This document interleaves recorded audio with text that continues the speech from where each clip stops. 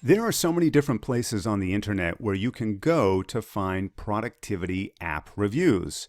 I mean, with the hundreds upon hundreds of solutions that are available to us, it can be hard to keep track of what's best for you and what is the latest news when it comes to task apps and other things to help us get more done.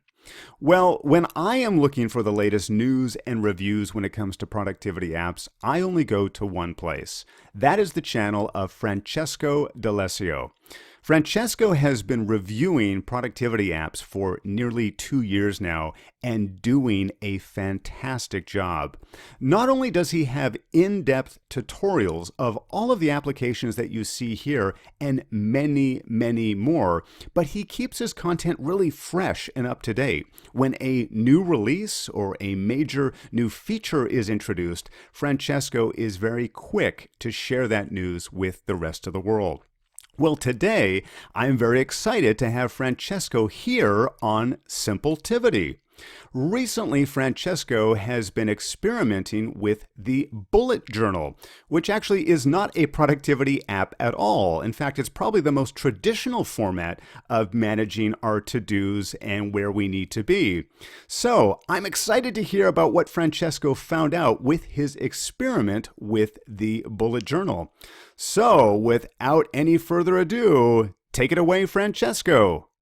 Hey everyone from Simpletivity, thank you for letting me on this channel to share a few of my bullet journaling thoughts.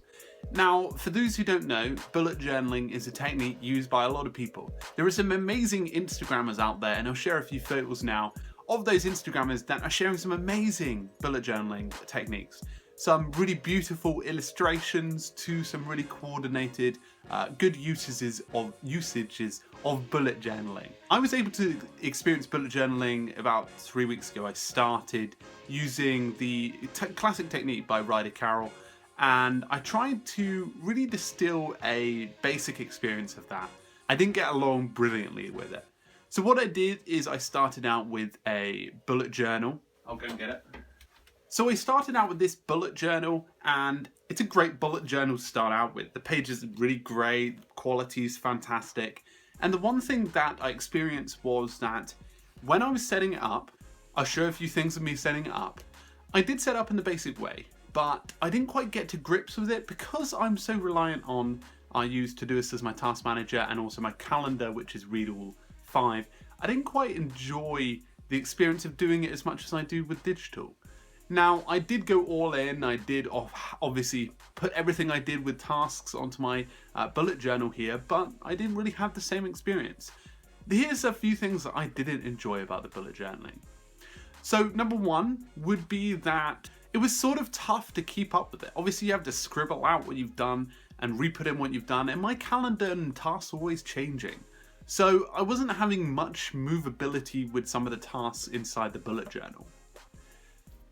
Number two, if you're someone like me that has really poor handwriting, then this is something that's quite difficult for you. I had to write in capital letters on most of the content inside this bullet journal. And that was tough for me because obviously it made the bullet journal look less cool like some of those Instagrammers out there. Number three, a couple of concepts like future log and things like that were quite hard for me to get my head around. I've been using task management apps and digital formats for quite a few years, so I've sort of been quite consistent with this. So getting to know a new system was tough to understand, like every system is, but it was sort of a lot different from the general productivity setups. The one thing I've learned from my bullet journaling experience is I won't be bullet journaling anymore. I am now using this book to plan videos and plan content and plan blogs and things like that and write ideas up. But I will be sort of using a very similar setup on my digital side because I did like the way it was set up. So I have transferred a few tips and tricks into my digital experience.